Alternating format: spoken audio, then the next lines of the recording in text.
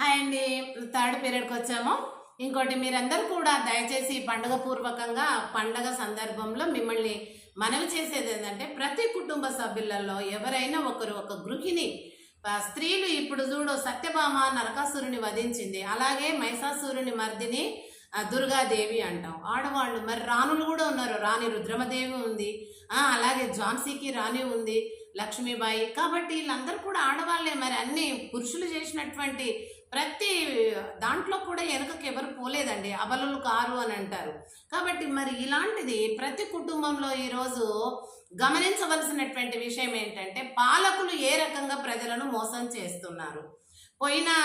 ఓడిపోయిన పార్టీల మీద గెలిచిన వాళ్ళు చెప్తారు, గెలిచిన వాళ్ళ పార్టీ మీద ఓడిపోయిన వాళ్ళు చెప్తారు. ఇంకా మరి ఆనాడు త్యాగమై వాళ్ళ లైఫే సాక్రిఫైస్ చేసినటువంటి నాయకులనేమో చెడ్డవాళ్ళని, వారి క్యారెక్టర్ బ్యాడ్ అంటని చిత్రీకరించి ప్రజల్లోకి ఇస్తున్నారు. తెలియని వాళ్ళు నిజం అనుకుంటారు కదండి. కాబట్టి అందరూ చదవాలి, అందరూ ఎదగాలి.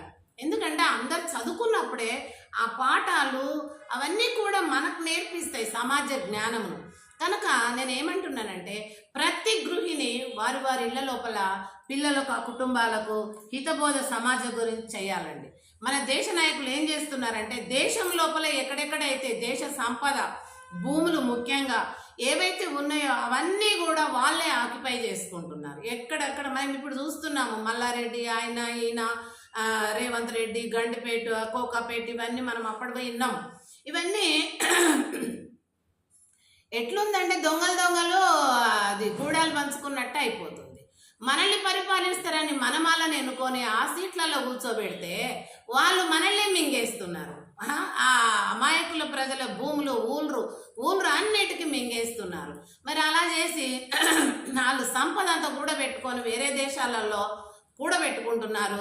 ఈ దేశం అంతా లూటి చేస్తున్నారు. అప్పుడు అమాయక ప్రజలు ఏం కావాలి? మొత్తం దోపిడంతా వీళ్ళే చేస్తారు, దేశ పాలకులు. అప్పుడు ఏముండదు, ఇక నీళ్ళు అయిపోతుంది. అప్పుడు ఈ కూలీనాలు చేసుకునే సామాన్య ప్రజలు మట్టి బొక్కుతూ వాళ్ళు చాస్తూ బ్రతుకుతూ ఉండాలి.